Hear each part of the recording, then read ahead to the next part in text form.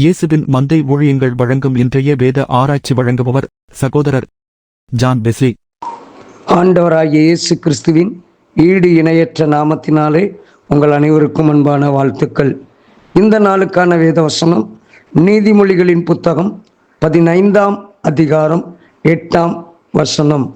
துன்மார்க்கருடைய பலி கர்த்தருக்கு அருவருப்பானது, செம்மையானவர்களின் ஜெபமோ அவருக்கு பிரியம். அருவருப்பானது யாருடைய ஜெபம்? துன்மார்க்கருடைய ஜெபம், துன்மார்க்கருடைய பலி. துன்மார்க்கர் ஆண்டவருக்கு செலுத்துகிற காணிக்கைகள், ஆராதனைகள் இந்த வேதம் சொல்லுகிறது.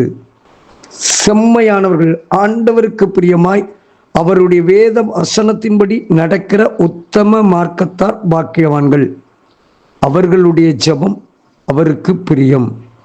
ஆண்டவருக்காக எல்லாவற்றையும் செய்யலாம்.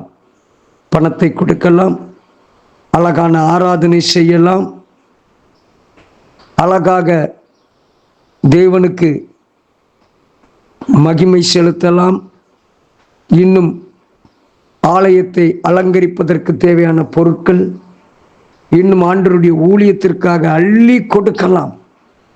எல்லாம் இருந்தும் கர்த்தருடைய கண்கள் எவ்விடத்திலும் இருந்து நல்லோரையும் தீயோரையும் நோக்கி பார்க்கிறது. வாழ்க்கை சரியில்லாதபடி சொல்லப்பட்டிருக்கிறது. மனுஷனுக்கு செம்மையாய் தோன்றுகிற வழி உண்டு, அதன் முடிவோ மரண வழிகள் சொல்லி நீதிமொழிகள் 14:12 சொல்கிறது. நான் ஆண்டவருக்காக அதை செய்கிறேன், இதை செய்கிறேன், அப்படி வாழ்கிறேன், எல்லாம் வாழலாம். உன் வாழ்வு தேவனுக்கு பிரியமில்லாமல் இருக்குமானால் நீதிமொழிகள் 14:23 சொல்கிறது அல்லவோ, உதடுகளின் பேச்சோ வறுமையை மாத்திரம் தரும். நாம் தேவனுக்கு உகந்தவர்களாய் காணப்பட வேண்டும். திருவசனத்தை அவமதிக்கிறவன் நாசமடைவான், கற்பனைக்கு பயப்படுகிறவனோ பலனடைவான். ஆண்டவருடைய வசனத்திற்கு நீதியின் வழியில்தான் ஆரோக்கியம், நீதியின் வழியில்தான் மகிழ்ச்சி, சமாதானம். இந்த அருமையான இந்த கால வேளையிலே நாம் ஆண்டவருக்கு செலுத்துகிற பலி, ஆண்டவருக்கு செய்கிற அநேக ஆராதனைகளை விட வேத வசனத்தின்படி நமக்கு நன்றாக தெரியும். 2 பேர் ஜெபிக்க போனார்கள். ஒருவன் ஆண்டவருக்காக எல்லாவற்றையும் செய்தான், ஆனால் அவனுடைய ஜெபம் கேட்கப்படவில்லை. அதே வேளையில் ஏழ்மை நிலையில், வறுமை நிலையில், ஆலயத்திற்கும் நுழைய தகுதியற்றவனாய் எண்ணி வெளியே நின்றவன் தேவனுடைய ஆசீர்வாதத்தை பெற்றான்.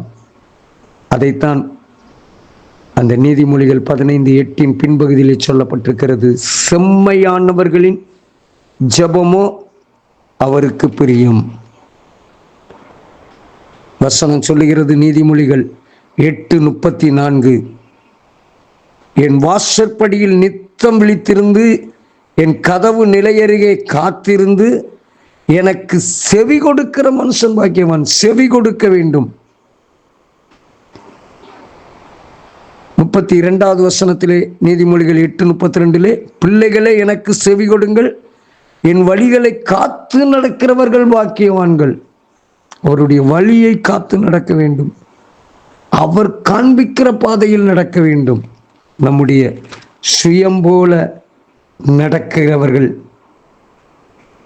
நம்முடைய தங்களுக்கு விருப்பமானதையெல்லாம் செய்கிறவர்கள் அல்ல, தேவனுடைய விருப்பமானதை, உமக்கு பிரியமானதை செய்ய எனக்கு போதித்தருளும். சங்கீதக்காரன் 143:10 சொல்லுகிறார், உமக்கு பிரியமானதை செய்ய எனக்கு போதித்தருளும்.